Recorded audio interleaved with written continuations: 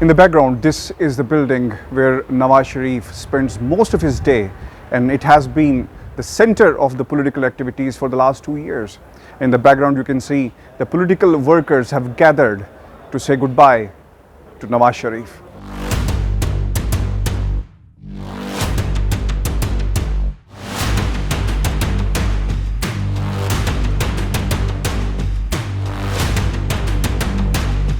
رانا شمیم نے بیان حلفی پر دستخط نواز شریف کے دفتر میں کیے، نوٹری کا انکشاف۔ برطانوی سولیسیٹر چارلز گدری کے بقول سابق چیف جج گلگت بلتستان سابق وزیر اعظم نواز شریف کے قریبی دوست ہیں۔ ہمارے پاس موجود ثبوتوں کے مطابق سابق چیف جج گلگت بلتستان رانا شمیم نے سابق chief justice of Pakistan Saqib Nisar اور اسلام آباد ہائی کورٹ کے معزز ججز پر الزامات لگائے۔ اس پر دستخط نواز شریف کے دفتر میں کیے گئے۔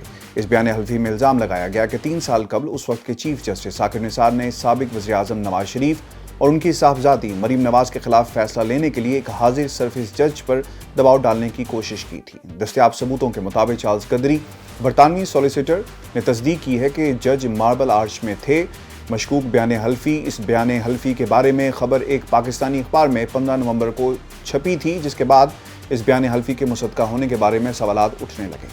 اس خبر کو شائع کرنے والے صحافی کو توہین عدالت کے ضمن میں طلب بھی کیا گیا۔ اس کیس کی سماعت کرنے والے بینچ کے سربراہ اسلام آباد ہائی کورٹ کے جج جسٹس اطہر مہر کا کہنا تھا کہ سابق چیف جسٹس رانا شمیم کے ان الزامات سے اسلام آباد ہائی کورٹ کے تمام ججوں کے بارے میں شکوک و شبہات پیدا ہو گئے ہیں۔ جسٹس اطہر مہر کا یہ بھی کہنا تھا کہ رانا شمیم کی گلگت بلتستان کے اعلیٰ عدالتی عہدے پر براجمان ہونے کے باوجود 3 سال سے زائد عرصے تک خاموش رہنا بھی ان کی ساکھ کے بارے میں سوالات کو جنم دیتا ہے۔ اس کے علاوہ اس خبر کی اشاعت کی ٹائمنگ بھی اہم ہے، کیونکہ یہ ایسے موقع پر شائع کی گئی جب نواز شریف کی اپیلیں عدالت میں سماعت کے لیے لگ چکی تھیں۔ اصل بیان حلفی اس کی تیاری کے بعد 1 ماہ بعد عدالتی حکم پر پیش کیا گیا۔ رانا شمیم کی طرف سے عدالت میں دیے گئے بیان میں ان کا کہنا تھا کہ انہوں نے اس خبر کو شائع کرنے والے صحافی کو اس بیان حلفی کی کوئی کاپی مہیا نہیں کی۔ یہ بیان حلفی لندن میں محفوظ حالت میں موجود ہے۔ اس بیان کے بعد رانا شمیم کے کنڈکٹ پر سخت تنقید کے علاوہ کئی سنگین قسم کے سوالات پیدا ہو گئے۔ پہلا سوال، ایک سابق جج سے 3 سال بعد کس نے اس بیان حلفی پر دستخط کروائے؟ یہ کہ رانا شمیم نومبر کے دوسرے ہفتے میں اپنی لندن یاترا کے دوران نواز شریف سے ملے ہیں یا نہیں؟ انہوں نے اس بیان حلفی کی لندن میں تصدیق کیوں کروائی، اور وہ بھی نواز شریف کے دفتر میں؟ اس بیان حلفی کا فائدہ کس کو ہوا؟ اس خفیہ دستاویز کو سیاسی حوالے سے حساس موقع پر کیوں لیک کیا گیا؟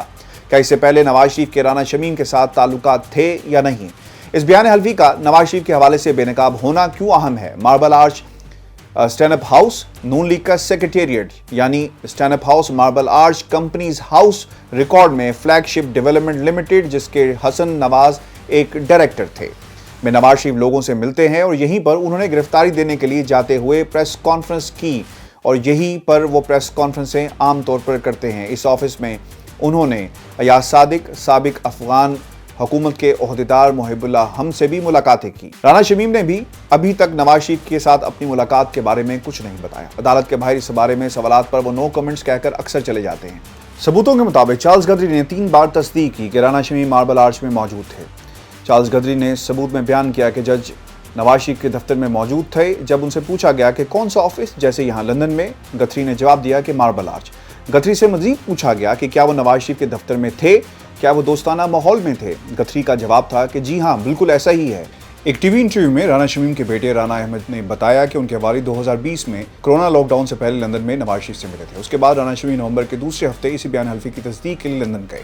انہوں نے اس دورے کے دوران نواز شریف کے ساتھ ملاقات کے بارے میں سوال کا جواب نہیں دیا۔ چارلز گدری کا ثبوت میں یہ بھی کہنا ہے کہ یہ ان کے دوست ہیں۔ آپ کو میری بات سمجھ میں آئی؟ جب نواز شریف وزیر اعظم تھے، میں آپ کو پاکستان میں ہیڈ جج بنا دوں گا، اس قسم کی بات تھی، اور آپ ہیڈ جج رہے ہوں اور 10 سے 15 سال حکمرانی کی ہو، تو وہ ایسے دوست تھے۔ گدری نے کہا کہ رانا شمیم محض نواز شریف کے واقف کار ہی نہیں بلکہ قریبی دوست ہیں۔ رانا شمیم کے بیٹے نے اپنے ایک بیان میں اس بات کی تصدیق کی تھی کہ ان کے والد سندھ میں مسلم لیگ نون کے لارڈز ونگ کے نائب صدر رہ چکے ہیں۔ چارلز گدری کا یہ بھی کہنا تھا کہ انہیں دستاویزات کا پوری طرح مطالعہ نہیں کیا تھا، لیکن وہ جانتے تھے کہ ان میں نواز شریف کے بارے میں کوئی بہت بڑی بات ہے، لیکن انہوں نے ان دستاویزات کو سرسری دیکھنے کے بعد ان کی تصدیق کر دی تھی، چونکہ اس وقت وہ مصروف تھے۔ ان دستاویزات کو مناسب انداز میں نہیں دیکھا گیا۔ اس بیان حلفی کی تمام کاپیاں میرے فون میں موجود ہیں۔ ان کا کہنا ہے کہ نوٹری ایک آزاد شخص ہوتا ہے جو کسی شناخت کی تصدیق کرنے کے بعد دستاویزات پر मोहर लगा देता है। किसी तहरीरी दस्तावेज़ के ओरिजिनल होने के बारे में इसकी कोई जिम्मेदारी नहीं होती। उसका ये भी कहना था कि जब इस बयान हल्फी की तस्दीक कराई गई वो अकेले नहीं थे, बल्कि उनके इर्द गिर्द काफ़ी लोग मौजूद थे। इन लोगों की मौजूदगी और उनके रद्द-ए-अमल से लगता था कि इन दस्तावेज़ात की काफ़ी अहमियत है और उनसे नवाज शरीफ को फ़ायदा पहुँचेगा। इस बारे में नवाज शरीफ, इसहाक डार, हसन नवाज और हुसैन नवाज का जवाब हासिल करने के लिए उनसे रब्ता करने की कोशिश की गई, लेकिन उन्होंने कोई जवाब नहीं दिया। इस मामले में मज़ीद इंकशाफात इस्लामाबाद हाई कोर्ट में केस की समाअत के दौरान सामने आने की तवक्को है।